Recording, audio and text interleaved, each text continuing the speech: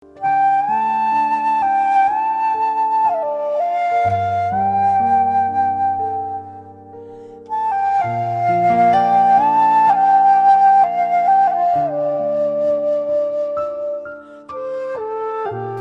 tassa bhagavato arahato samma sambuddhassa.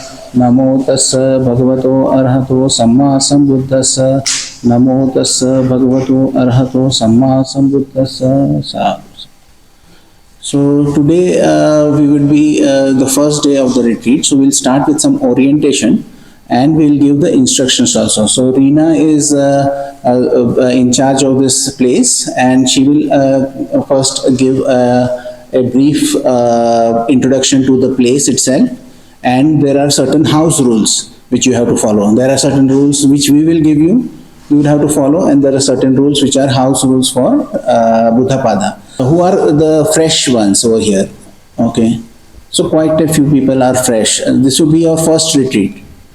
Okay, so the basic thing is what we are teaching is something which has two parts to it. One is called Saṃyukta, tranquil wisdom, and Vipassana, which is insight. So there are two things which are combined over here. So whatever meditation you have done in the past has helped you in one or the other. There are many meditation techniques in the world over now they are teaching. They sometimes emphasize on the concentration a bit, or sometimes they emphasize on the investigation bit. So this teaching will kind of combine those two parts, and we will have the best of the both worlds, as the Buddha is kind of saying that we use both of them in balance, like a bullock cart. When it has two strong bulls and they work in unison, then they can have a straight line they can go. But if it is one is strong and another is weak, then it may go in a direction which we don't intend it to go. So that is the basic of the practice which we are teaching.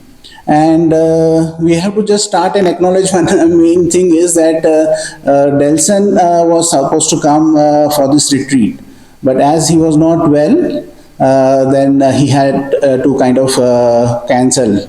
So then I kind of took it upon myself to come over here, because I anyways had a retreat after this on 3rd of December. So anyways, we'll start with the basic instructions.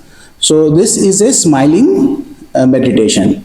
The first thing you have to understand is the smile is not a kind of a suggestion. It's an instruction. So you have to smile. And how do you smile? You smile with your mind, you smile with your lips, you smile with your heart. So the smiling is a way of keeping you light and keeping you in a position of being able to watch what is happening. The smile kind of makes your mind light, and you will be able to more observe what is happening. So first you start with sending loving kindness to yourself. So how do you start that is, it is like kindling a fire, you know. You start with some sparks. Then the sparks kind of goes into a small fire, and then that fire can be increased. So we start with a imagination of something which is good and makes you feel good, like holding a baby. How does that holding a baby feel? Say a small baby is there in your hands. How does it feel? It has a warm feeling in your heart. If you are playing with a puppy, how does that make you feel? One of my students was saying that whenever he looks at a tree, he feels joy, and there is a feeling of warmness in him. So he used to imagine a tree. So if you have something which is unique to you, because you learn as we go along that there are certain things which are unique to a person. So you can imagine that anything which makes you feel warm and fuzzy, that feeling you first kind of feel in your heart, and then you make a wish saying, may I be happy. This saying of the wish is just a reminder. It is not like a mantra, or it is not like a chant, not like repeatedly like may I be happy, may I be happy, may I be happy. just a reminder saying, may I be happy, and put your focus on your warm feeling over here and giving this warm feeling to yourself. That you will do for 10 minutes. After this 10 minutes, you will give this feeling away. So it is given to a spiritual friend. Spiritual friend has certain qualities. One is this spiritual friend should be the same gender. If you are a male, then it is male. If you are a female, then it is a female. Then the second is the spiritual friend should not be a person who is deceased or ill. Those qualities should not be there. Then third is that it should not be a family member. Family member, we have a lot of linkages and a lot of memories, and that kind of interferes. So it should not be a family member. It should be a person you genuinely kind of feel good about, genuinely feel the whenever you think about the person, you feel that you want to praise him, or you want to kind of send him love. So you genuinely love and respect that person. So that is the person you take as a spiritual friend. Certain times people ask, can we put Dalai Lama as your spiritual friend, or your guru, or some other person? That is possible, but that should be avoided on the count that you are not personally involved with that person. So you have the, but that is not prohibited. If you sincerely feel that way, then you can have a person who you don't directly know about. So, but it is best that you take a spiritual friend you know and feel that you want to genuinely send him good wishes. So you select that spiritual friend and send the spiritual friend the metta. Now the session, one session which is there, it should be minimum 30 minutes. So in this session, if it is the minimum 30-minute session, then 10 minutes you are sending it to yourself, and then 10 minutes, 20 minutes you send it to your spiritual friend. So after this time, if you feel like sitting more, then you sit more. And if you are getting up from a sitting session, 15 minutes of walking meditation you have to do. So you start with yourself, sending metta to yourself, 20 minutes to your spiritual friend, and if you are able to sit more, say if you sit for 45 minutes, after that when you get up, you do your walking meditation. In the walking meditation, you have to be aware of what the ground is. You don't look around, and you don't walk very slow. It is, walking meditation is also one exercise to kind of get the blood flowing. When you are sitting for a certain time, your blood kind of goes to your leg, and when you walk, the blood again starts flowing, and it will kind of improve your meditation effectiveness when you sit next time, because your body has this blood which has been circulated. So that is we exercise for so we do walking meditation for one, for exercise. Second is to take this meditation into action. Not meditation is not just a sitting part, but it is also a part of action. You can do this when you are doing in motion. So you keep your spiritual friend with you. You can imagine a spiritual friend walking with you, or you can imagine sending loving kindness to the spiritual friend while you are walking. And you can, if you are there in the higher stages, then you will be able to, we will again guide you. You do whatever stage you are there, you keep on doing your meditation while in motion. The one major part of the walking meditation is that you are able to understand how your mind's movement is there while sitting and while walking, and this will help you take this meditation into your daily life. Bante's one of the first books Bhante Vimalaramsi wrote was Life is Meditation, Meditation is Life. So this is not a practice which we do just while sitting or just in retreats, but this is a practice we are learning how your mind's attention is moving from one thing to another and how it is impersonal. So we are learning how this mind's attention is moving and how this mind's attention movement kind of in the daily life also, how it is happening, how it is hindering us, and how we progress That is how we do. Now, the major thing when we are doing meditation is that our mind goes from one thing to another. So, when we are trying to send metta to ourselves, our mind, you will realize that, oh, I am not sending metta to myself, I am thinking about something. This, what you are thinking about, can be from the past, can be about the future, and can be on the present. Past, I will do this, or I have to do this, or I have to say something to somebody like this, or in the past, whatever has, and I had done this, I should have done this way, or this happened to me, something like that. Or in the present, there is a lot of sound, the temperature is too cold, it is too hot, I have pain, all those thoughts are there. First, you recognize that part, that you recognize that your attention is not there where you want it to be. Then you release your attention. That means that you don't fight with what is come up. You don't try to change it. You don't try to remove it. You let that distraction be where it is. Then you bring your attention to your head, relax that area. Relax the head, and then you again re-smile, because I started with the saying that this is a smiling meditation. So you are supposed to be smiling. So when you notice your attention has moved, you may notice that your smile has also disappeared. So you re-smile, and then you return to your object of meditation. If you are sending metta to yourself, you return to sending metta to yourself. If you are sending metta to your spiritual friend, you send metta to your spiritual friend. Then you repeat only when needed. Why is that instruction given? Because certain times when your attention is there on your object of meditation, that is sending metta to yourself, sometimes what happens is that in the background there are certain things which are happening.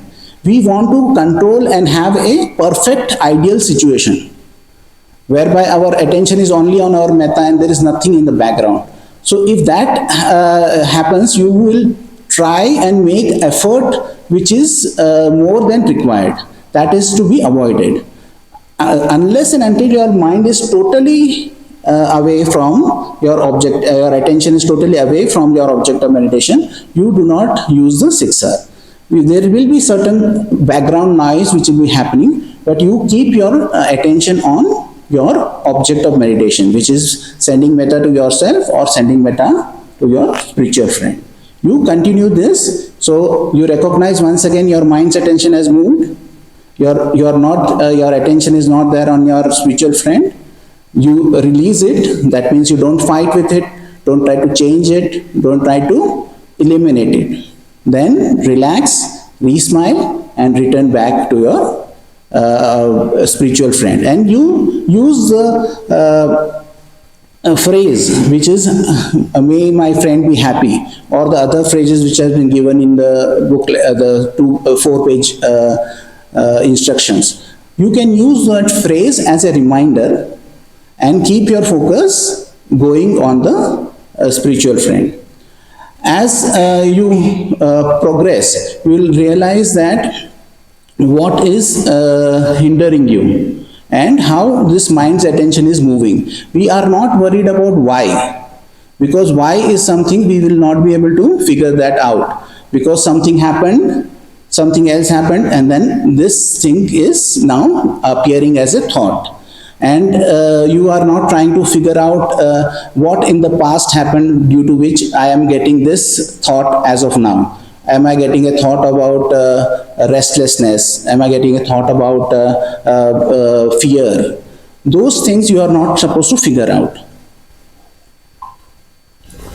You are kind of looking at what is happening at this moment, and you are trying to keep your attention on your object of meditation. As you keep doing this, then certain times what may happen is there may be a time that you may feel that you are able to recognize how it is happening. Then that time you have to recognize that pattern, release that, relax, smile, and come back. And there are certain basic things about starting the meditation. One is sitting. How do you sit? So you can sit where you are comfortable, like on the floor. If you are comfortable, you can sit on the floor. If you are comfortable on a chair, you can sit on the chair. So there is no magic to the floor. So you will be able to do meditation on the floor or on a chair. So how you are feeling comfortable, you will be able to, you can sit in that way. We will not restrict you about how you should sit, because each body is different. It is made different, it has different weight, it has different exercise, and that means that you will have to experiment a little bit to see what is your comfortable position which you will be able to sit. So some people kind of sit very over straight. That is not to be done. Like if you sit very over the straight, then you will cause stress. And you notice that the spine is curved. It is not straight. The spine is not straight. So you are not supposed to sit over straight. You have to sit comfortably, which you can kind of support your body. Then the head which is there, it can be a little bit down. It should not be very much down. It should not be very much up. All those position, too much up, too much down, will create stress. So you should avoid stress. A little bit down, like we are looking at the floor in this way, the little bit down is okay. And you have to keep your shoulders relaxed. And if you are sitting on a chair, don't touch the back of the chair.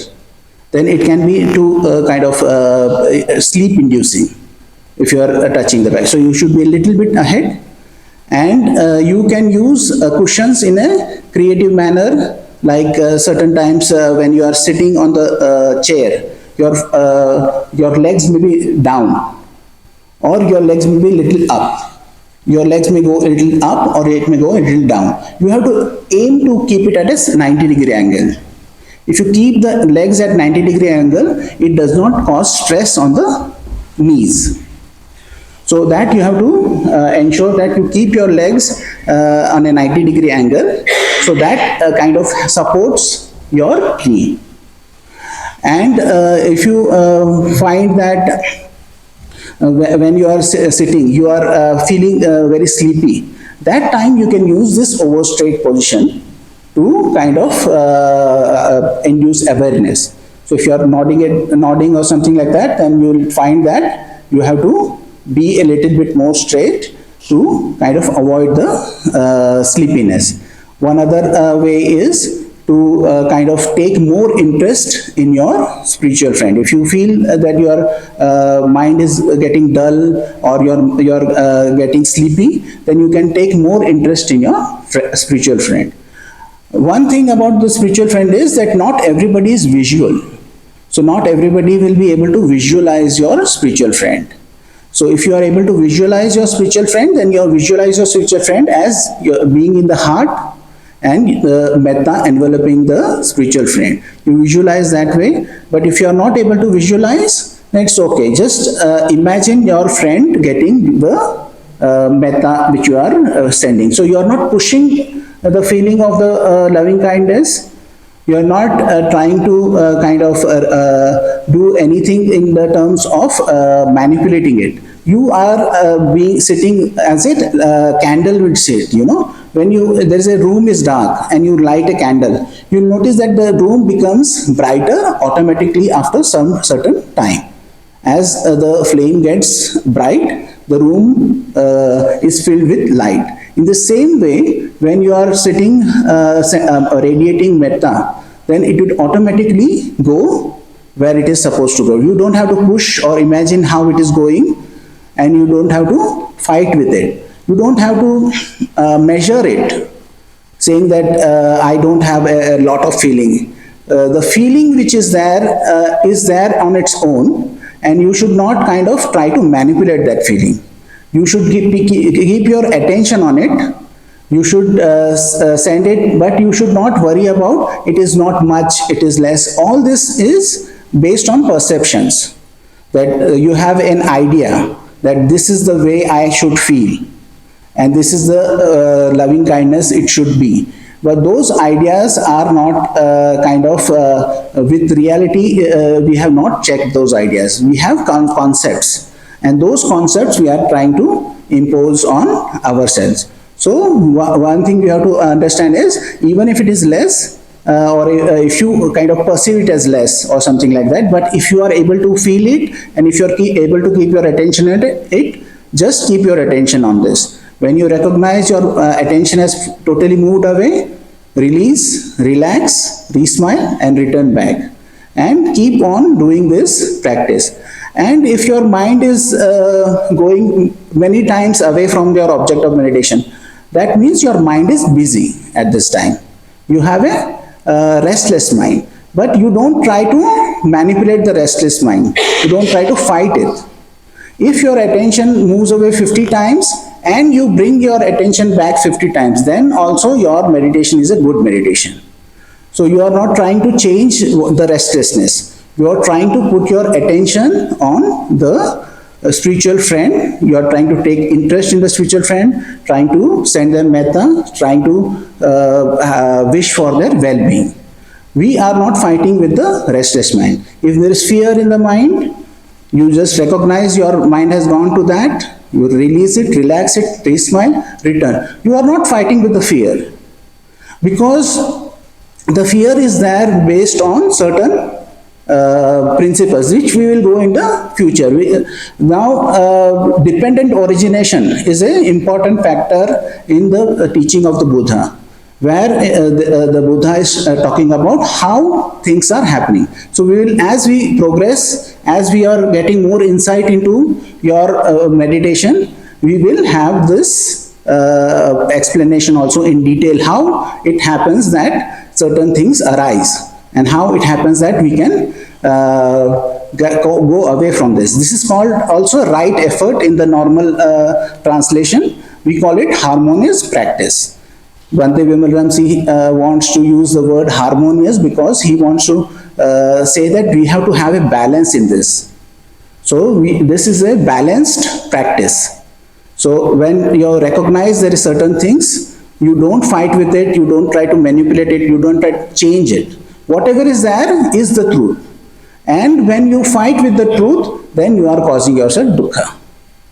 So if there is restlessness, you want to fight with restlessness, then you are creating the dukkha. One simple example the Buddha gives is of a person who has been hit with an arrow.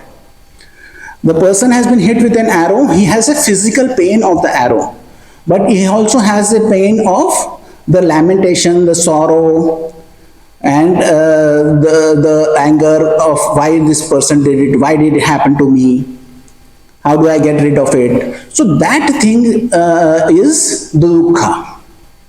That is the sorrow, lamentation, pain, grief and despair which is the person is feeling is the dukkha. When we create as dukkha is when we fight with the truth. So if there is cold over here and you want to fight with it, the cold will not change. What will happen is you will create pain and suffering for yourself. If there is certain workers working over here, banging away, doing their own job, you want peaceful, I say, oh, I have come for the retreat, this should be peaceful, it is in the hills, and there is a worker coming and banging away over there. But that fighting with that noise is creating the dukkha, because you are not recognizing the truth of the moment. So how we create dukkha is a simple fact of not recognizing that the thing which is there is impersonal. Impersonal is, in Pali they say anatha.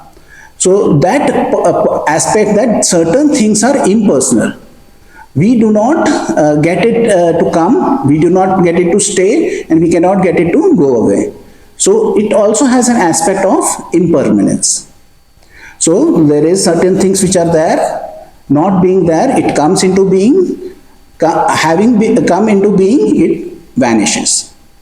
So this aspect of impermanence also is recognized when you are observing your thoughts or how the thoughts are moving.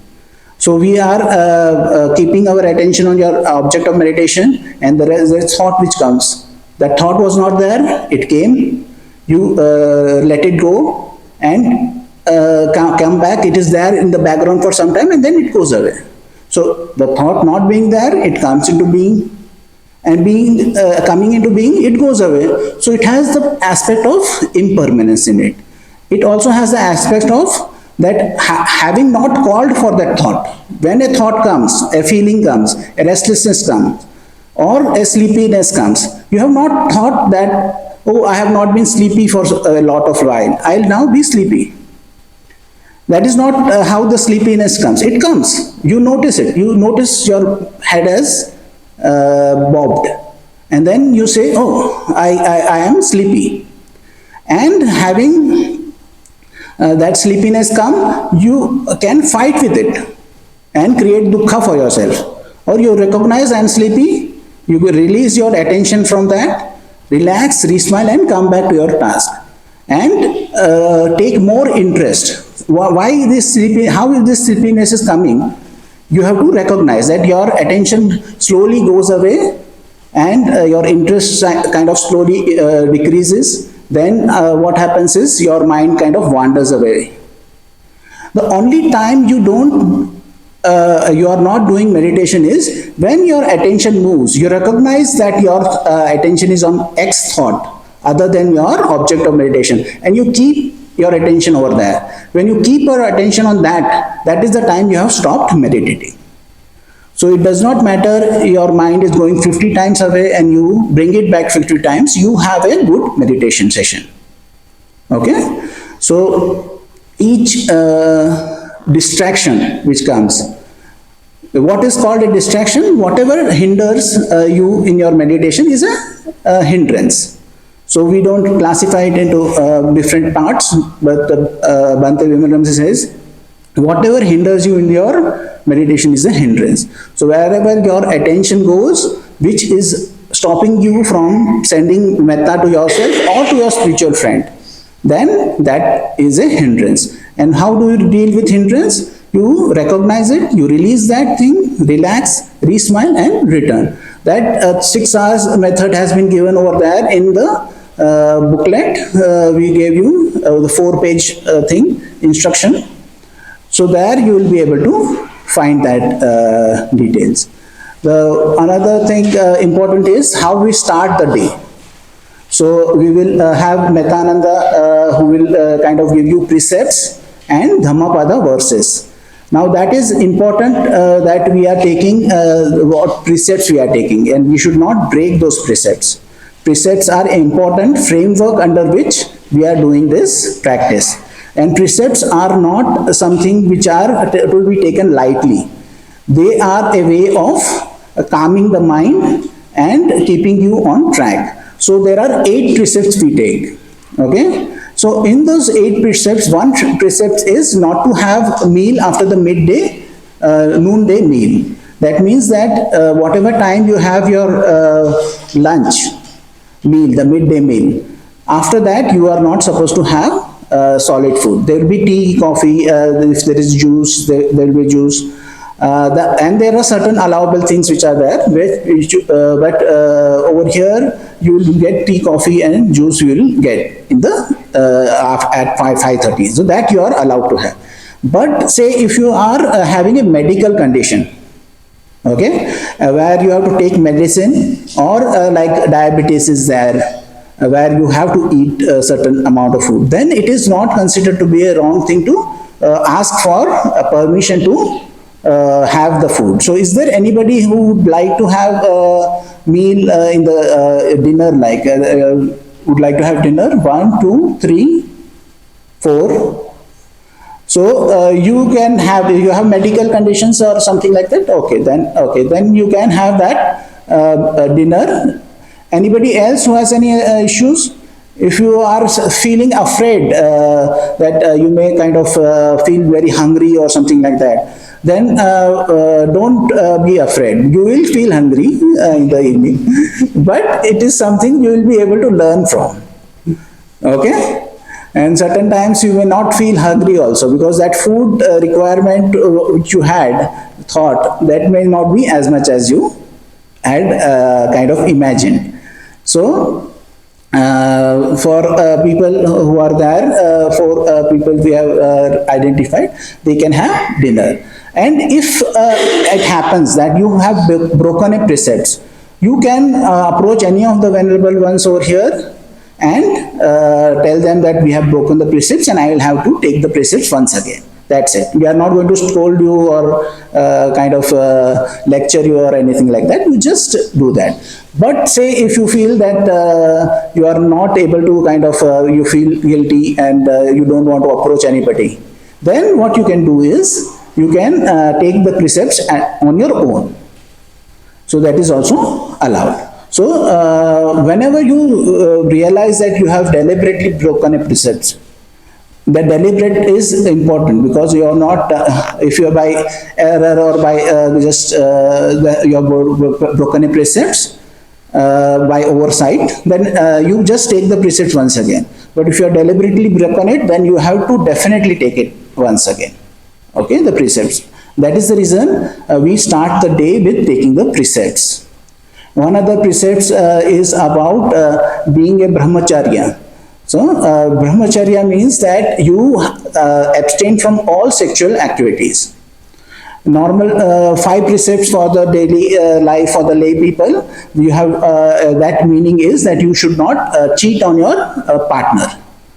But, and there are other meaning also, I am not going into details, but just by the broad. So, you have to kind of abstain from all kinds of sexual activities for this period of the retreat. And you have to kind of take the spirit and the word of the precepts into account. And we will also read you Dhammapada verses. That verses also has to be read in a meaningful manner. It is not just a kind of a rites and ritual that a Dhammapada verses have to be read. When you read those Dhammapada verses, there are certain teachings in that verse of Dhammapada. When you read and reread it and kind of make it into a memory, you know, you take it into memory, those things will help you in your life and in your meditation. So that is the reason we have selected certain Dhammapada verses, and those Dhammapada verses have been asked to be recited every day in the morning. So that would also Metananda will do. He will also kind of have a guided meditation for the first 2 days. So tomorrow and day after. So the first 2 days you would have a guided meditation, so you would also get a little bit of help. He may kind of use a little bit another words or something like that, but the basic principle remains the same of the right effort. You recognize your mind's attention is not there on your object of meditation. You release it, don't fight with it, don't try to eliminate it, don't try to change it. Relax, re-smile, return back to your object of meditation and repeat only when needed. So, and when you are walking, you walk for 15 minutes after a session of sitting. When you get up, you walk for 15 minutes. If you are sitting for longer, say if you sit for 1 hour, 1.5 hours, then increase. If you are sitting for an hour, then increase it to 20 minutes. If you are sitting for 2 hours, 3 hours, then increase to half an hour. But walking meditation should not exceed 45 minutes. You can get very tired and that can be kind of not helpful. So the walking meditation can be up to 45 minutes. As you sit longer, walk longer. And that will help you kind of blood circulate, and you will find that when you sit for the next session, that session is more comfortable for you for sitting at least. One other thing is that in the course of your meditation, there are certain sessions which will be very good. There is no explanation for that, but it may be very good. So next time you sit, don't expect that your session should be in this manner or that manner. Okay, so whenever you sit, there is a Zen concept called the beginner's mind. The beginner's mind is that I will sit as if I am sitting it for the first time. And don't expect anything from that session. So if you have a good session, then you have to especially remind yourself that I will see what comes up, whatever happens, I will be a witness to that, and not try to have any expectations or any concepts about what kind of session I will have. So now also you will sit, you will have one session of meditation on your own. So when you are doing this session, you should not expect anything from this session. You should say that whatever happens, I will be a witness to what is happening. If it is your mind is calm, then it is calm. If your mind is busy, it is busy. If it is fearful, it is fearful. If it is sleepy, it is sleepy. Many people may feel that they are tired after traveling and all those things. It may feel sleepy. That's just, it's sleepy. There is nothing information in that. Your mind being restless, there is no information for you in that. Your mind being fearful, there is no information in that. Where you are getting your insight is knowing how this is happening, how there is an impersonal process.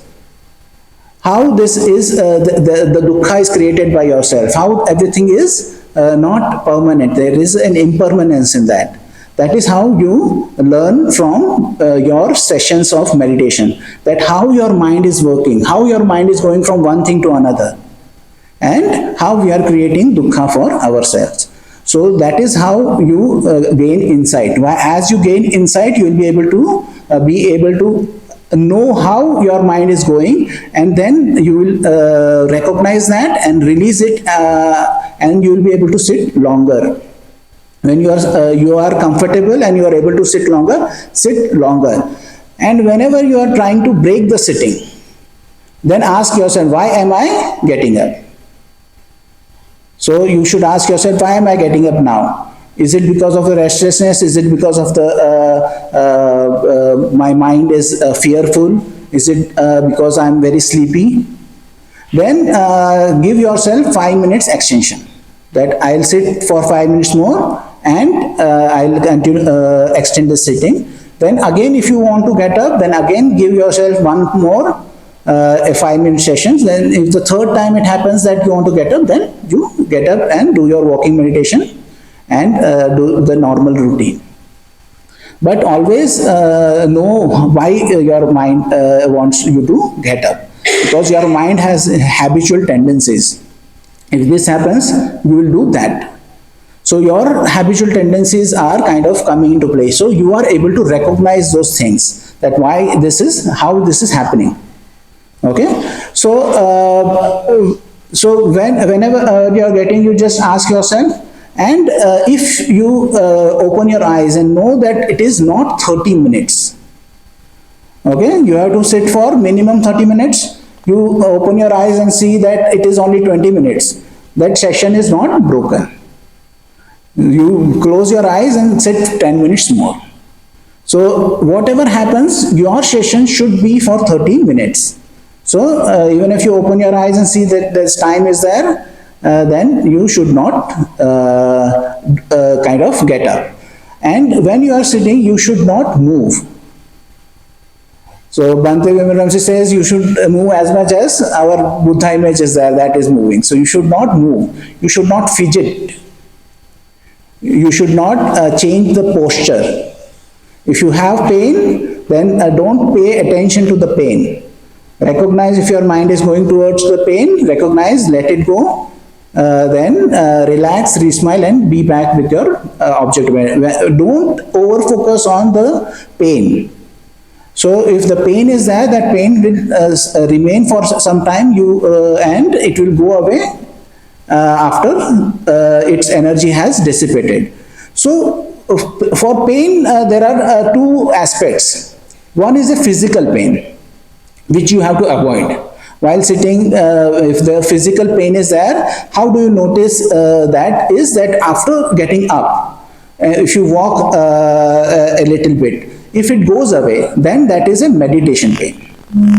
Physical pain will, you will feel that pain for a significant amount of time.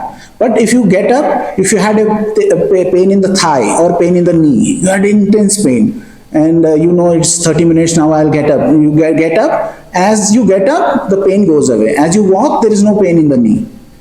And then you recognize that this pain which was there was not a physical pain. But if you recognize that the pain in the knee was a physical pain, then you change your way of sitting. Don't go back to the same way of sitting.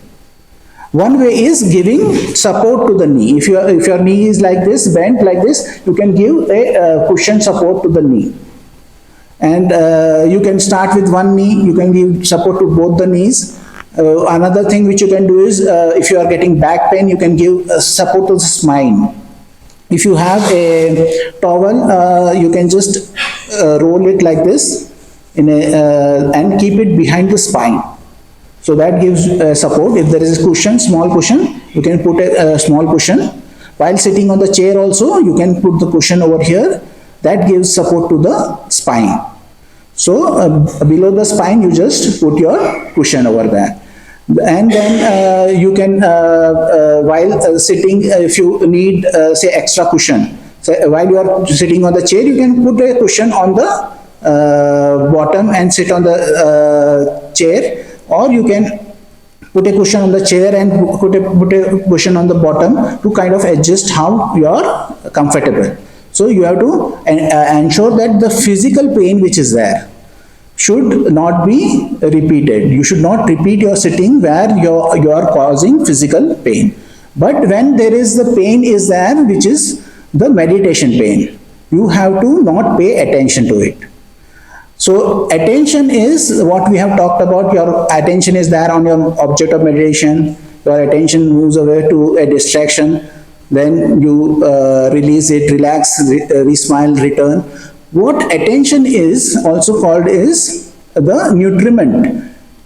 Nutriment means the food. Attention is the food for those hindrances. So taking away your attention from those hindrances is kind of taking away food of that hindrance, and thus makes it weaker.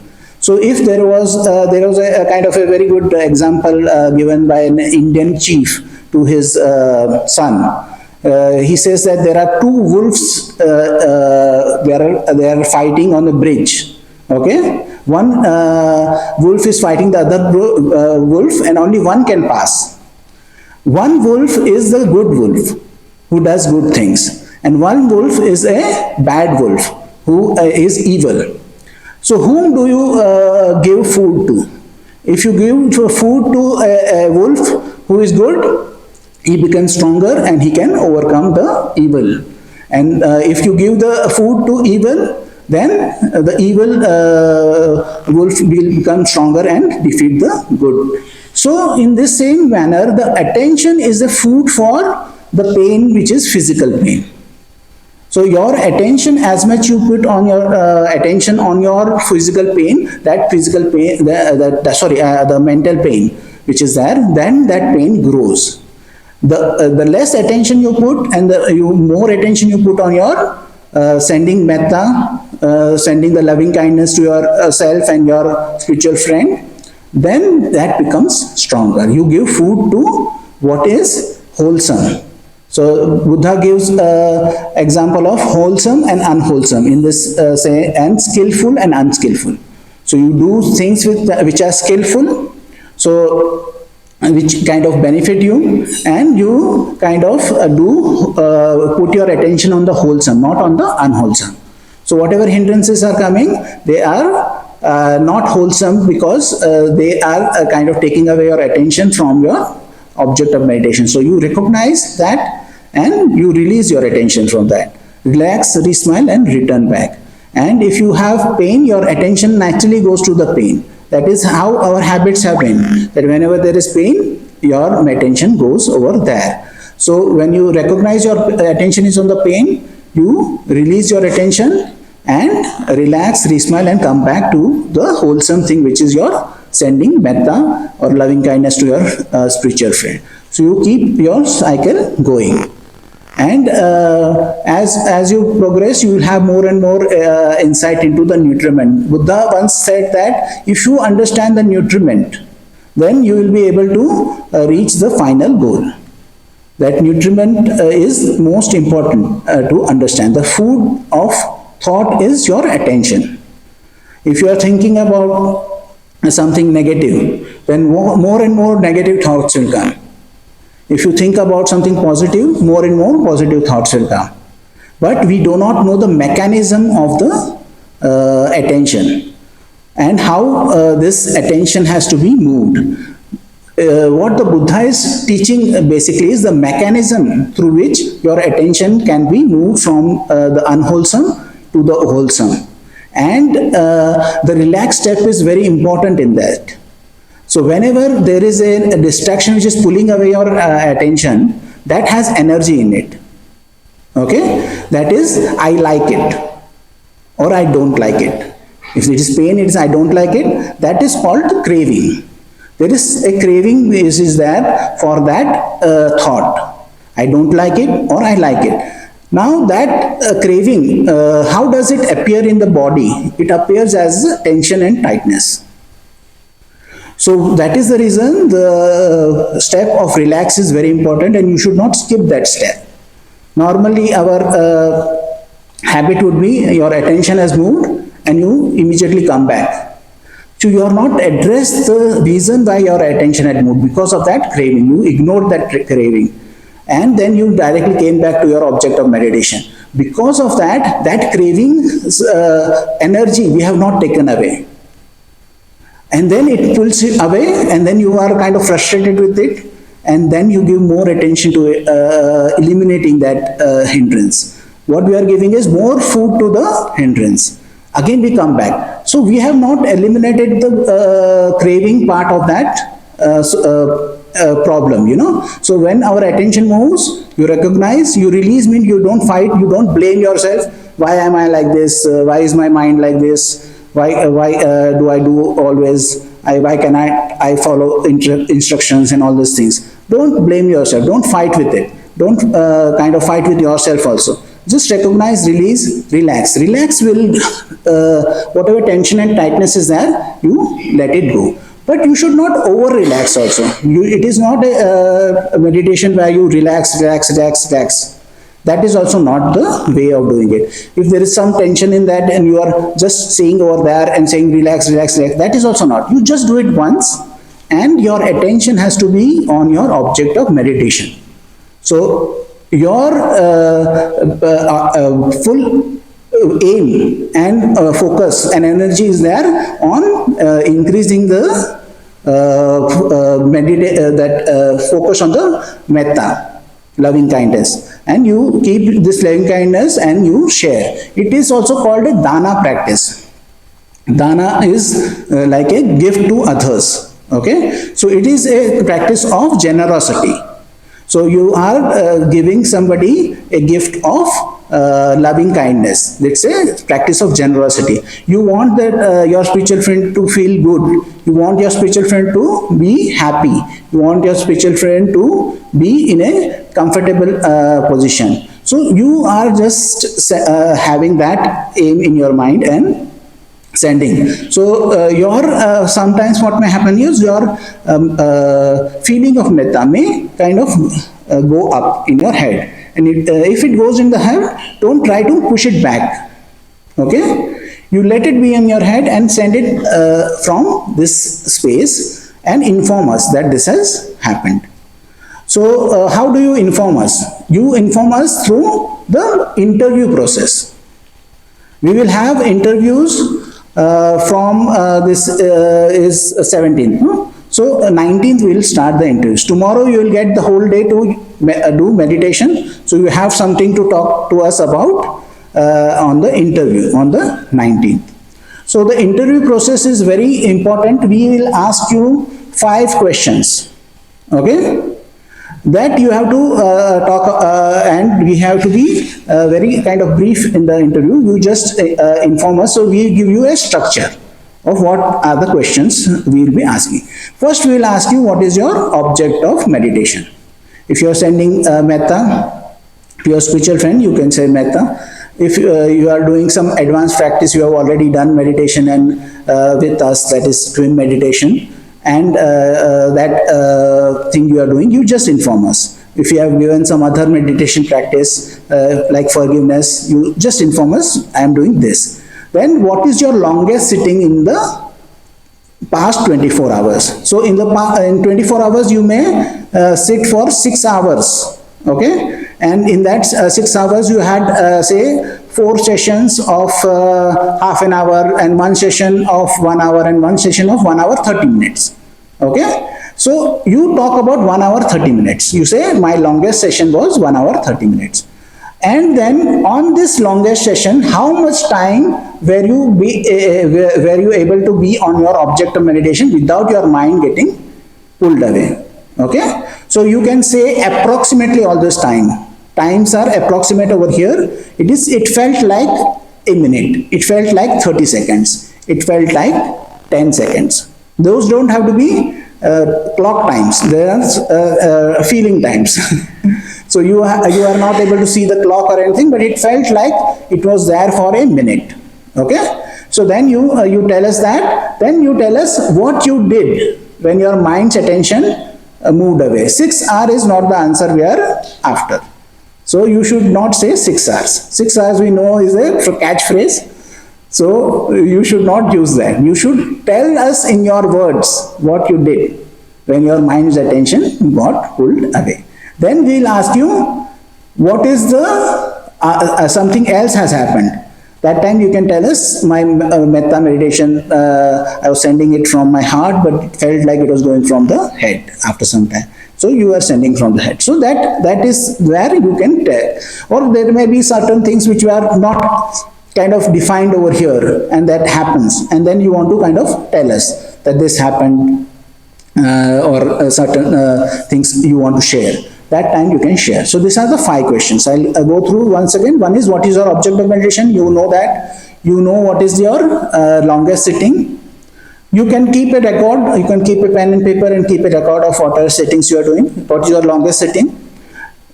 In the longest sitting, how much time you were able to put your attention on your object of meditation before your mind was getting pulled away. Approximately it was 10 seconds, 15 seconds, 30 minutes, whatever is the answer is the correct answer. Okay. And then you tell us what you did when your mind's attention moved away from your object of meditation. Okay. Then you tell us if there is something else happened, like your metta moving to your head, or something else which happened, that you can explain. So these are the 5 questions we will be asking you. I am not sure if that has been put somewhere, because I have tried to maybe put these questions, 5 questions maybe somewhere, and maybe not over here.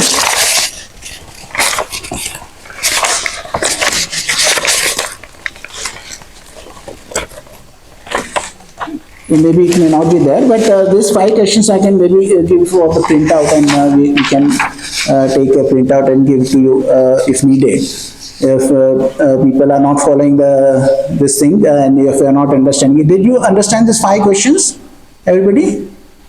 Okay, so it's very easy. You know what your object of meditation is. You know what was your longest session. Longest session is not in the day. If you are called on, say, 19th, it is not on 19th we are asking. It is asking of 18th and 19th, till the time we had. So whenever we start the interview, till the next time in the interview come, that you have to give us in the last 24 hours. And then for the interviews, we will have a certain number we will give you. Okay, it will start from, say, A1, A2, A3. A1, A2, A3 will come at 9 a.m. and sit where we are conducting the interview. It will be mostly in the library. Okay, and with the library, I have to also inform you that you should not use the library or read any other material. For this 10 days, you are there for the meditation. While reading even certain things which are related to Dhamma, your mind gets distracted. So we want to keep your energies to the task at hand. So you should not have any reading. You should not take out any books from the library. and keep your attention on doing this all the time. Okay, there is a very famous sutta in Buddhist circles which is called Satipatthana. Satipatthana sutta is just saying that you should keep your meditation going all the day. All whatever task you are doing, you should do with awareness. And what is the awareness? How your mind's attention is moving from one thing to another. If it is going here and there, you just recognize, release, relax, re-smell, and start doing whatever you are doing. So if you are even eating, you can keep that as your object of meditation. If you are washing your clothes, then that is your object of meditation. So you have to be aware that you continue that, and that you should not distract yourself by reading and doing other things. Now we come to talking. What happens is that it is very easy for us to talk, because all the time, 365 days a year and all our life, we have talked. If we are there in the bus stop, there is nobody there, and there is somebody standing, we'll say, oh, the bus is too late. We talk to the person we don't know also. So it is a natural thing to talk, but we are trying to watch our minds, and thus talking is not allowed. The word we use is noble silence. So you should have the noble silence. That means that you should not use gestures also too much. Once Buddha went to meet Anuruddha, one of his cousins, and they asked, how do you stay over here in harmony? They say that when we have to have some task, we have to call somebody, we gesture, but we don't use that too much. Only for when we have to call somebody, we gesture them. So not to also not speaking does not mean that you kind of speak with gestures and hands, you know. This means you keep your silence with communication being at the minimum. You can speak to us if you have any issues. Reena is there. If you want to, there is no water is there, or there is something with the food. If you want to kind of inform, then you can inform. You can speak to any of the venerables who are helping us. You can speak to them saying that this was the problem, or I am feeling this way, or I have a clarification. That you can speak. And we have given you a sheet of paper. Why should we keep noble silence? So one thing over here in Majjhima Nikāya 122, point 12, the Buddha kind of lists a lot of things which he thinks that is not helping you. So if you find yourself speaking on any of the topics, then you should understand that it is the unwholesome thing you are doing. And you should, whenever you recognize, maybe by mistake you have started to speak to somebody, and then when you recognize in the mid-sentence, you can stop there and say, we will keep the noble silence. This is a very good advice, and that is the reason we have given you everybody a printout so you can read on your own. So one of the things which Bhante Vimalanji's favorite quote is there over here also. Whatever a person frequently thinks and ponders upon, that will become the inclination of his mind.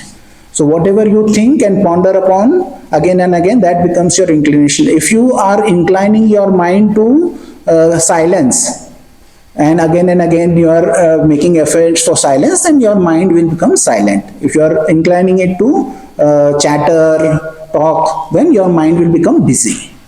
So not talking is a main tool which you have to kind of calm your mind, focus your mind, and to know develop your awareness. So being silent is important. So many of people may have come with their friends or family. So you have to recognize that for this 10 days, you are not having communication between yourself, because it helps when you talk to somebody. What happens is your mind has activity when you talk, and then when somebody hears you, that mind also gets active. So you hurt not only yourself, you hurt the other person. It's like smoking, you know. So there is a second-hand smoke, there is second-hand noise from your talk also. Somebody sitting in the back is getting disturbed because of you. You may be just talking further away, somebody sees you and maybe get inspired to speak. They say, oh, it's okay to speak then. So you don't go into hiding or in your room. Anywhere it is there, you will hurt yourself because you are there with yourself. So one of the questions Bhante Vimaramsi was asked was that how does breaking precepts work when you are alone? So Bhante says that you know that you have broken the precept. So you cannot hide from yourself. So your mind knows and it feels guilty. And then it shows up in some ways which are unwholesome. So you should avoid those traps. And those are habits. If you kind of fall, then you kind of recognize that, release your attention from that, and then relax, re-smile, and come back to your silence. But you should more or less try not to speak even once for the next 10 days. We continuously will be kind of getting your feedback also every day of interview. And we will be guiding you also, and we will know that what you are doing and how you are sitting. So we may sometimes give you some practice which is required for that movement. One of those practices is forgiveness practice. It's a very powerful practice. It is a practice also of dana, because we are forgiving people who we kind of think have offended us or has done us wrong. So we are giving abhay dana, that is a gift of fearlessness. So we are, this is also a practice of generosity. So forgiveness practice sometimes we may give, and it has been, Bhante Vimaramsi says, by far it has been the most powerful kind of tool we can use in meditation. So that is what our teacher kind of gives a lot of importance on this. So don't consider that to be a kind of other than what you are doing. You are not doing something which is away from this goal of ours. It is in line with our goals, and it can definitely help. So if it is required, we may kind of give you a practice. Then as you progress, you may change the practice also a bit. Okay? So we may ask you to do certain practices when certain indications are given. While we speak to you, we are asking you for those indications. So when we come to know those indications are clear, then what we do is we give you another practice. So as you grow, you go from the metta to karuna, to mudita, to upekha. So metta is loving kindness, karuna is compassion, mudita is joy, and equanimity. So we grow our practice as we understand this process, we understand what we are doing. It naturally, our mind inclines to higher states of mind. So our mind kind of goes to higher states of consciousness, and it naturally kind of progresses. So the whole four things which are there, which is loving kindness, compassion, joy, and equanimity, is called Brahma Viharas. So this practice can also be called a Brahma Vihara practice. It has been called a Metta Vipassana practice also, and Samatha Vipassana also is a correct name for it, because it has tranquil wisdom and insight. Samatha is tranquil wisdom, insight is Vipassana. So this is called TWIM meditation. So you are doing a meditation where you will get a lot of insight into how your mind is working, how you are creating dukkha, how the impersonal process works, how the permanence works, how the process kind of in line with the dependent origination teaching of the Buddha. And we will go and learn about the dependent origination teaching also. We have charts of that, and then we have suttas where it kind of gives in detail. We use the Buddha's word to teach you. So from tomorrow there will be one the other sutta we will read. Sometimes one of the venerables may come to read the sutta and give the teaching. So as we go and progress, we will go along as your progress is going. We progress in the level of our discourse also. So our discourse will change, and it will not be all about the meditation, but there will be finer points of meditation, finer points of the mind. But it is all helping you in your meditation. So from the first day of this talk to how the 9 suttas which will be coming, all are related to your meditation and how it will help you in your daily life. The basic rule of this meditation, my teacher says, is how do you know you are successful in this meditation? The one way you can know is successful is your habits change for the better. How your behavior is there, it changes for the better. You are prone to anger, but now you can kind of control that. If you are prone to kind of being irritated, now you are less irritated. If this practice is working, when you go to your office, your house, if any of your relatives or your co-worker says that your behavior has changed, then this meditation has worked. So we progress not on any other factors that you are doing this practice or that practice, or you are in this level or that level. Those are level to kind of just look at the signposts in the road. That does not kind of indicate anything other than our benefit, so we can guide you. Okay, but the real benefit of this is how you can change your behavior and be a light to your family and friends and workers who are their colleagues which you are working. Then you change the behavior for the better, then you are kind of this meditation working. If it is working in this 10 days also, you will come to know how your behavior can change, how can your internal dialogues change, how your negative dialogues kind of reduce, how you are able to kind of stay on a topic or put your attention on something. So those things are that behavior will change. That is the goal of this meditation. So I think I have spoken a lot. Is there anything I have missed? I would just add, have a lot of fun with the practice. Yeah, don't be over serious. This is a smiling practice, as we say. So you can have fun. And Bhante Vimalramsi kind of used to give an example of a person playing video games, you know. So like once somebody is playing video games, he kind of fails and said, okay, I'll do it once again. So it is like play it again, Sam.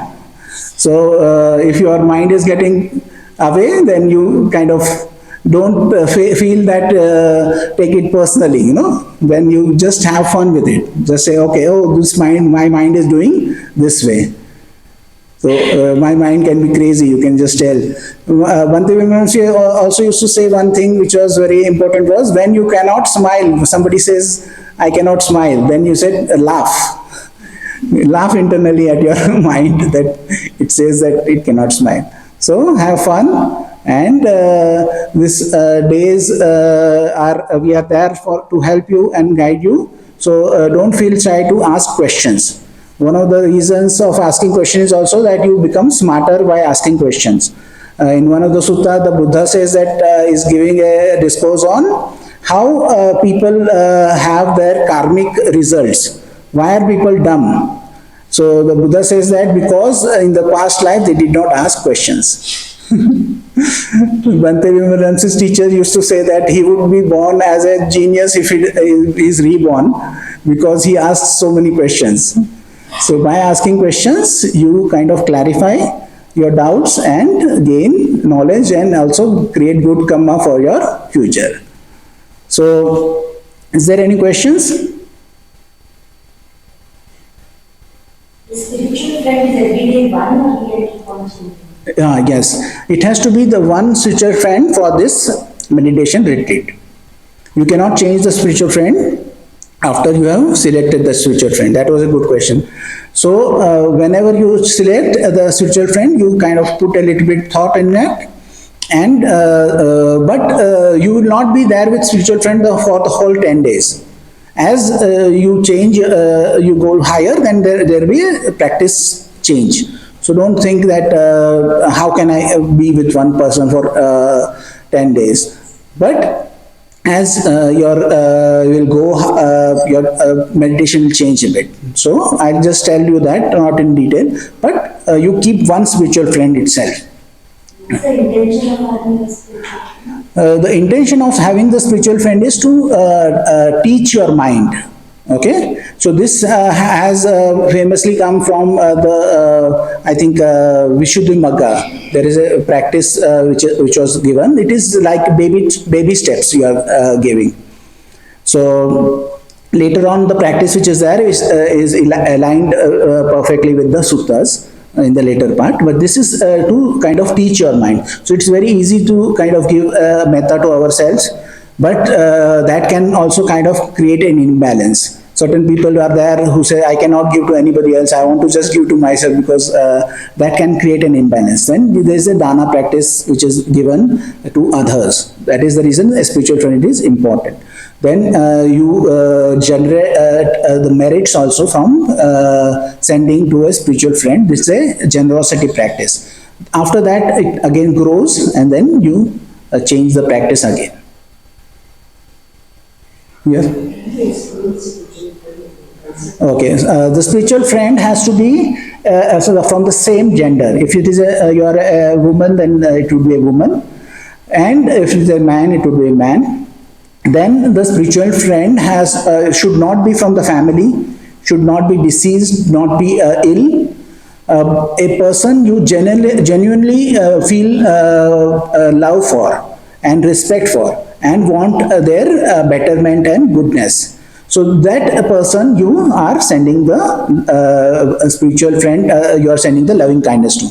That person can be the person you don't know personally, but that should be avoided. Only in the cases you are not able to find a suitable spiritual friend, then you can take somebody who is a guru, or who is like well known, like Dalai Lama is there. Many people ask about Dalai Lama. When Mother Teresa was there, many people used to ask about sending it to Mother Teresa. And now I think there is a nun, famous nun in Taiwan. What is her name? I think Suki or something like that. So many people ask about sending to her. So you can do that, but only if you fail to find a person who is not in your immediate group of people you know. It can be somebody you know from afar also, but you know personally. That has better kind of connection. But it does not matter if you strongly feel about, say, some person like Dalai Lama, or Rinpoches are over here. They are very kind, and they are full of metta. You feel really connected with them. Then you can, based on the gender. Gender you should not kind of disregard. It should be the same gender. Yes? The concept, as I explained, is to learn by ourselves, and this is like a training practice. So we are first sending it to ourselves, then sending it to a spiritual friend. So it is a way, and then it will change again. Okay, so it is just a learning practice. So we are training our mind. To train our mind, we are doing this. Anything? Is it absolutely necessary for the spiritual friends? Yes, it is necessary, but it is necessary only in the context of this meditation retreat. After the retreat is over, you can even send it to your family, you can send it to any gender, you can send it to a sick person, you can send it to a person who is not alive. So that is something which we can do after the retreat. This is for the training purposes, we are giving this restriction. Any other questions? Loving kindness is a very difficult to do to that of it, like forgiveness is easy. join easily. How to feel, how to kind of think about See, you have played with a baby, a small baby or something like that, or with a puppy. So you know what kind of feeling you get in your heart.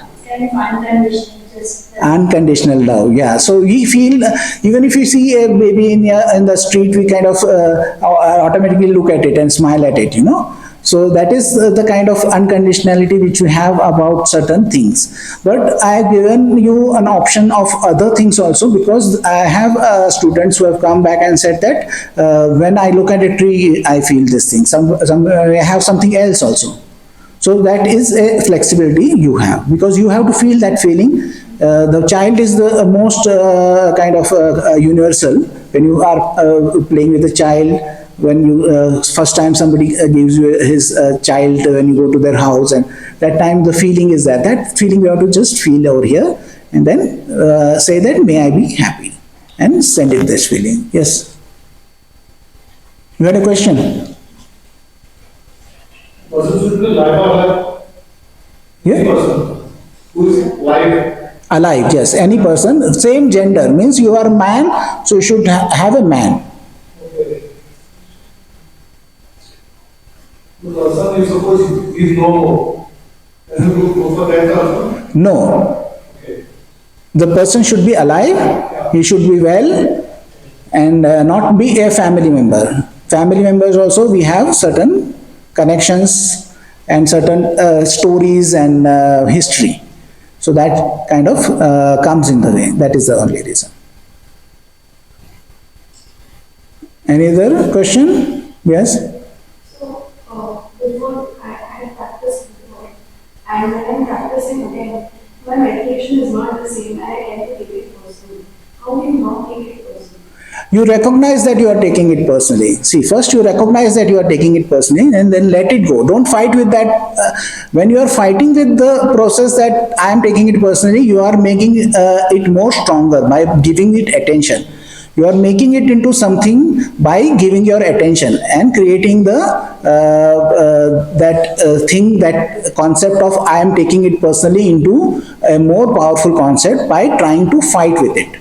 So first is you recognize you are getting frustrated because of that, then you release it, you release your attention, relax, smile and come back. And don't expect the meditation to be the same. The first day it will be different. If you are sick, it will be different. If it is too cold, it will be different. If it is too hot, it will be different. So your meditation will have certain effects of the environment. And certain times they will not matter, anything will not matter. The sound will not matter, the smell will not matter, whatever the environment is there, it will not matter. But certain times when you are starting, all these things matter. But you have to recognize that it is mattering to you. Release it, relax, smile and come back to your task. If you fight with anything, how can you fight with anything? By paying attention to it. Ignoring is also one thing which is very interesting. You cannot ignore something. When you are ignoring something, you are paying full attention to it. So the ignoring is not possible. Only possibility is putting your attention on the wholesome.